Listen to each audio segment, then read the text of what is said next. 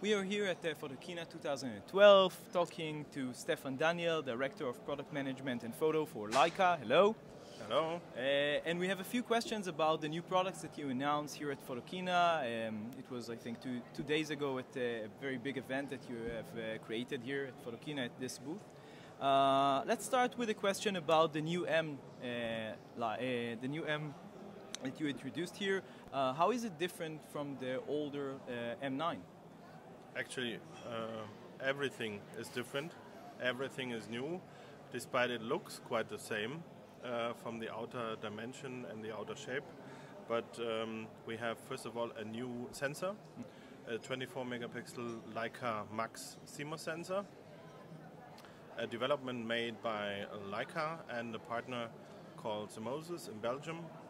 And we are really little proud about that because an own development, especially made for the M. So the advantage is that it can take the M lenses, which have quite a particular behavior because they have a very steep incident angle. So the light hits the sensor in a very flat angle. And we wanted to make it possible to use also our Leica R lenses with that sensor. So we needed to combine both of it, and with a new sensor we pretty much achieved that goal. After that we have a new Maestro processor, like on our Leica S, which makes image processing much faster, much more efficient. So the burst rate is increased. We have a new shutter in there to cope with the live view function of the CMOS sensor, as well as the normal rangefinder mode. We have a new battery in there with double capacity compared to the M9 in order to make even more pictures with one battery in a row. How much is it now, the new battery? The camera itself, even if it looks final, is not really final from the development, so I can't give you an exact number right now. But the first tests, and also what we do here all day is testing, so to say. Our colleagues hardly need to change battery from the very morning till the very end, so this is very promising. And we have a complete new housing as well. New viewfinder frame illumination in the camera, a new high-resolution 920,000 pixel display, a new operating concept, and a whole bunch of new accessories for the camera. Maybe you can say a few words about the accessories? First of all, we have developed a hand grip, which should take, instead of the normal base plate, onto it. And this is a multifunctional hand grip. It has a GPS module built in. It has, we call it a finger loop to give it a better grip. And on the back you have four interfaces. One is a classic sync socket. The other one is a TTL flash connection. So if you use the other accessory, which is the electronic viewfinder, this space is taken for the flash. So you can have another flash hot shoe somewhere else on a rail, and you have here a DC power in, and you have also a USB connector, which enables you also to shoot the camera from a computer or directly into a computer. So it's a little S camera, so to say, for studio use. Okay, what can you say about the viewfinder? The viewfinder has here other frame lines. They are illuminated electronically, just as our M9 Titanium we've launched 2 years ago, where we first tried a couple of these things and now brought it into a serial model. Okay. Maybe another important accessory for our Leica M is the adapter for our lenses. Something a lot of our customers were really desperately waiting for, and now you can use a Leica R lens on an M camera thanks to live view or in shooting with the electronic viewfinder. We actually, I think, asked you about this possibility the last time that we interviewed you in 2010, so now you have it. Now you have it. Okay. Sometimes we listen to customers. Can you say something about the new S camera which you have here on display? Yeah, sure. This is our new S, by the way. It's not S3 and it's not M10 or something. We decided to work on our naming concept. So the new system cameras will be called just Leica S and Leica M. Okay. So this camera is a camera which we developed from the S2 with over 80 improvements over the S2. It enjoys the same high resolution display as the S2, M, sorry. It has a reworked operation concept, especially in the review mode of pictures. It's much more enhanced and faster. We have a new electronics in there. We pulled up the buffer to 2 gigabyte. This was a request by your users? Sometimes, yeah, because it turned out that this is not only a studio camera, but many people use it on location, even for faster work. And now you can shoot up to 32 pictures in a row thanks to the new buffer. So this is the fastest medium format camera ever. We have a new viewfinder display. We also have a GPS module built in. And lots of details which have been improved over the S2. Okay. You also introduced a completely new design of an M camera, which is the ME. What can you tell us about it, and how is it different than the maybe previous M9, if it is? Yeah. So there are a couple of reasons for launching an ME. The ME is, of course, technically based on our Leica M9. And we thought, having the new M with a lot more functions and having also video as a capability, etc. Maybe some customers just want to have a focused rangefinder camera reduced to the essentials and not too many functions in there. So this is a camera for the puristic rangefinder photography.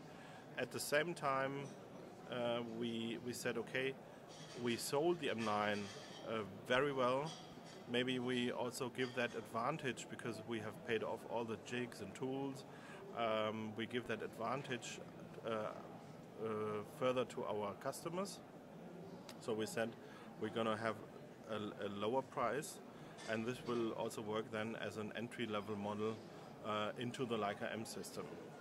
Is it very different than the M9 or very similar? There are two technical differences. One is that the frame selector is omitted, and here the USB port, which was on the M9, we took it off because we thought it's maybe not necessary, and we can save a few euros to make the camera more affordable.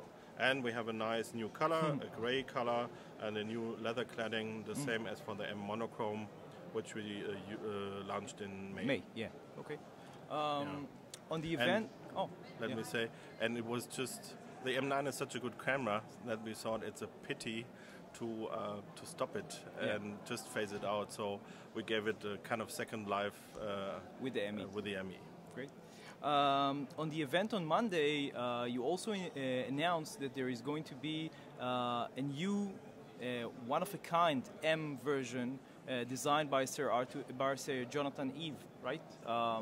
And this is basically, it is aimed at a charity, I think? Yeah, so we have plans to do one single camera designed by Sir Jonathan Ive, and probably this will be donated to some charity auction to raise some money. This will be next year probably. Yeah. And this is not the first time that you are doing something of this sort. I mean, you have a cooperation, I think, with Paul Smith with the X2, right? Yeah. And then, I mean, how these cooperations come to be with such high-end designers?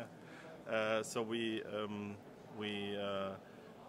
try to make once in a while products which are outstanding, which serve as a kind of lighthouse and to attract also new customers to the brand. So as for Jonathan Ive, we worked here together with Paul Smith, and Paul Smith gave the X2 a little kick.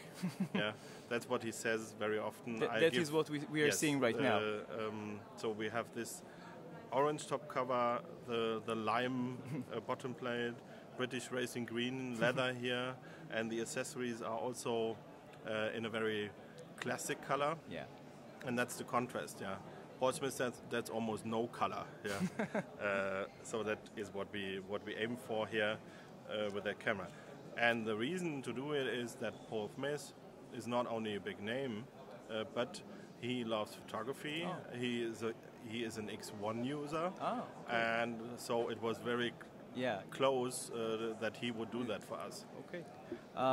Can you say something? You introduced, I think, 3 new lenses for the S series. Can you maybe say a few things about them? I think that we are seeing here these 2 of them. So first of all, we have a new 24mm wide-angle lens, f3.5.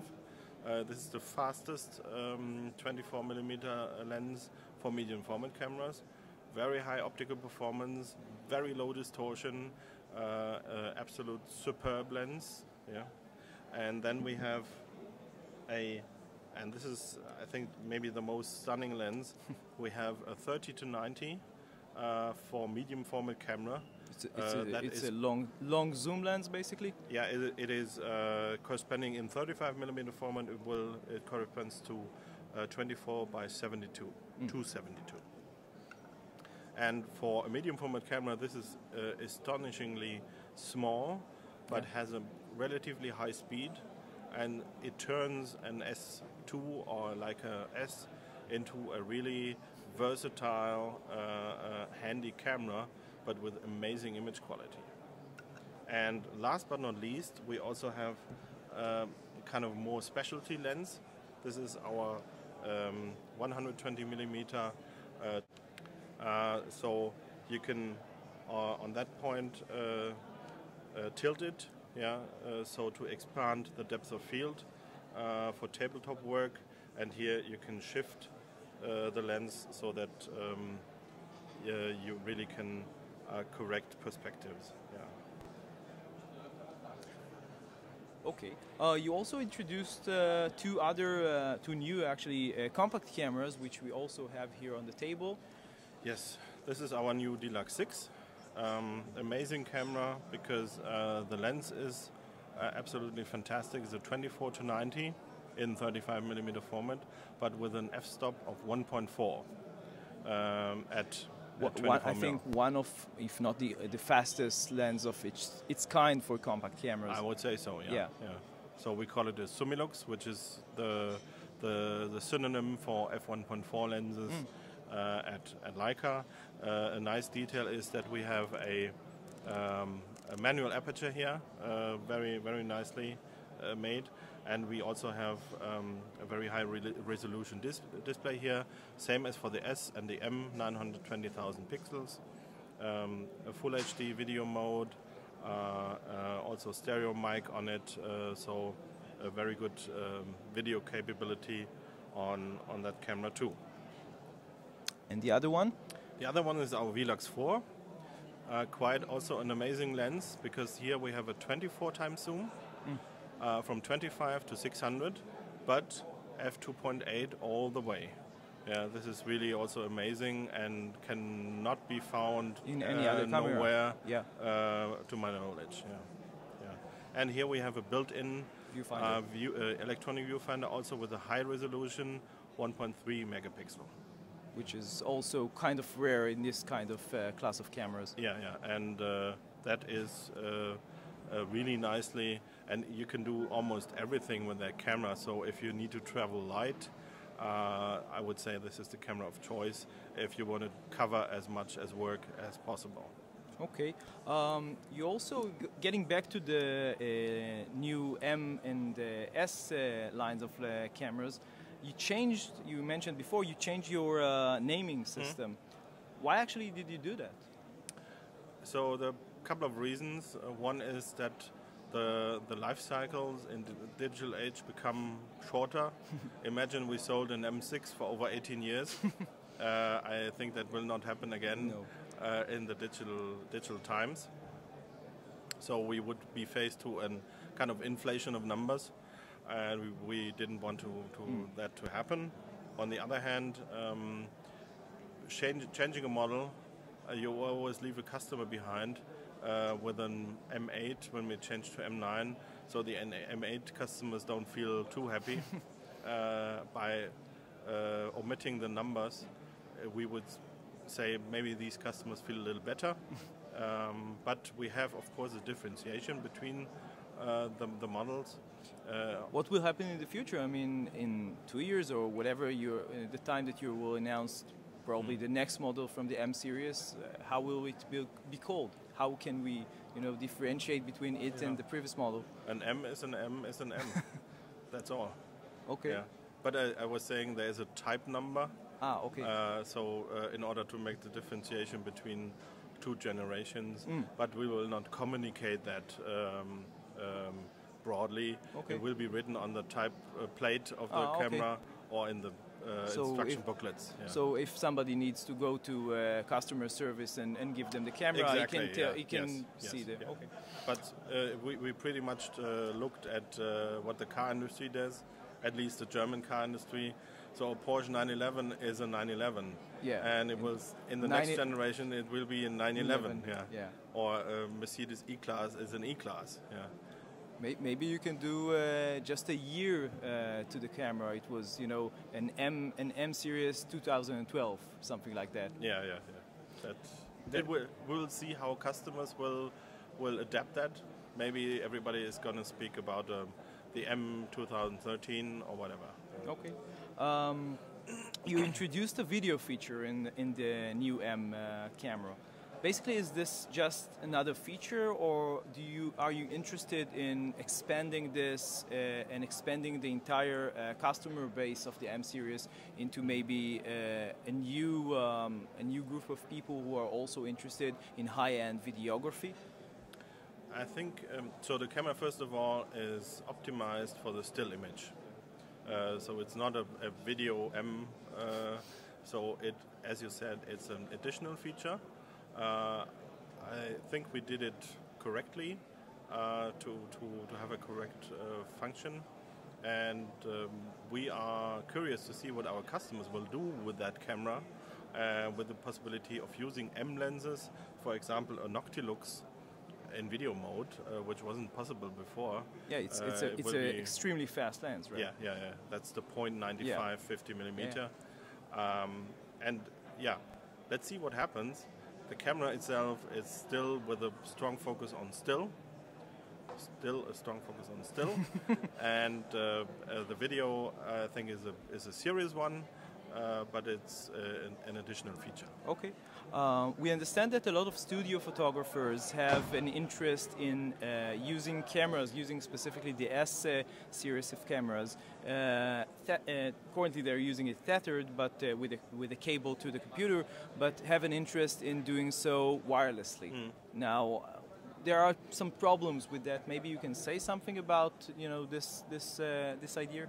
Of course, the biggest problem are the file sizes and the security things, but there are technologies at the horizon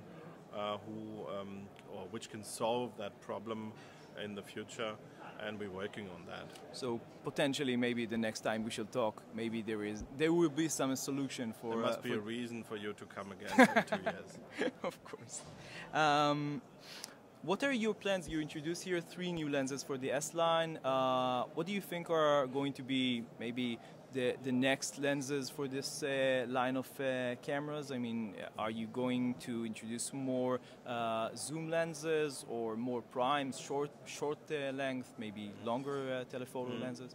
So we now have a portfolio of 8 lenses in total, S lenses. 5 of them with the central shutter. So we go from 24 millimeter to 180, including a zoom, which I just talked about. So we feel that we have a pretty complete lineup right now for the studio work, for the normal outdoor work, fashion, etc. But as the camera is so versatile because it's weather sealed and everything, of course telephoto lenses could be one next step, or even a telezoom or something, yeah, or a wide-angle tilt shift. Many things are imaginable as next steps for the S. Actually, if you mentioned outdoor photography, is it possible to create a very long, 300 millimeter lens for medium format? I'm not sure that there are any in the market currently. It exists, really? and it exists already also for the S system. It's one of the Hasselblad H lenses, which are usable with full functionality with our Hasselblad H adapter. We have created for the S system. So, in addition to the 8 S lenses, we also have a couple of Hasselblad lenses being suitable for use the with the S camera. system. Yes. Okay. You already opened, I think, a few dozen stores around the world. What are your plans in this respect? I mean, are you going to concentrate maybe on the US market, on the Far East? Where is the focus right now in opening new stores? We are pretty much growing in every country, not only in Asia. And so we are also expanding our distribution, not specifically in one region of the world, but in every region.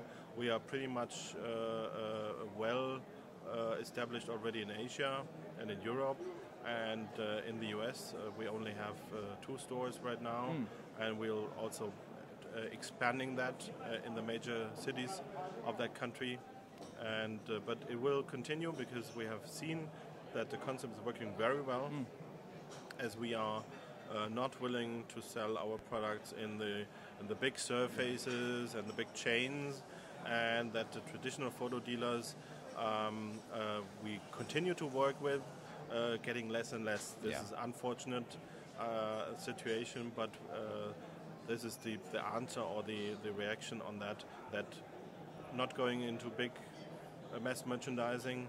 We have to build it our own.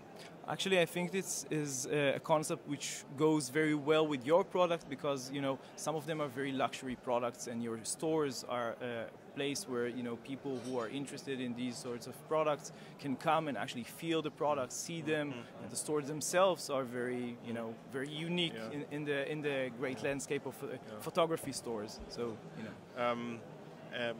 I have to say we don't see ourselves as a luxury brand, because we're selling high-end quality products, but luxury is a kind of there's no relation anymore between price and quality or function, and I think we can prove that here.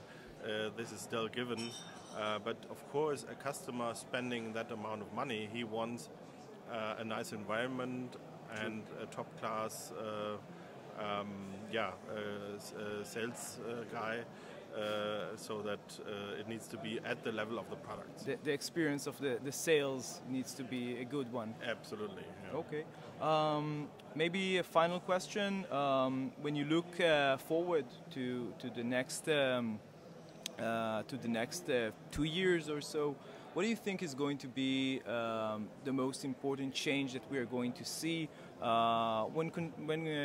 when we're talking about your customer base in general, people who are interested in Leica at all? I mean, what you can say, obviously. Yeah, I think there are a couple of trends. One is the connectivity, either to a smartphone or directly onto the web, into a cloud or where else. This is something that we saw quite a bit in Photokina here. I see this is one of the major trends, because cameras itself, there are no really bad digital cameras around anymore. So the stage of the digital image quality has reached a saturation or being mature. So everybody will look to additional features, and I think this will be one of the major trends. Basically, not just the picture itself, but what we do with the picture. Absolutely, yeah. Because most people now store it on a computer, don't find it after 2 years, and get lost. So I think the industry will focus on how to save pictures, how to share them with others, and so on. Okay, thank you very much. You're very welcome.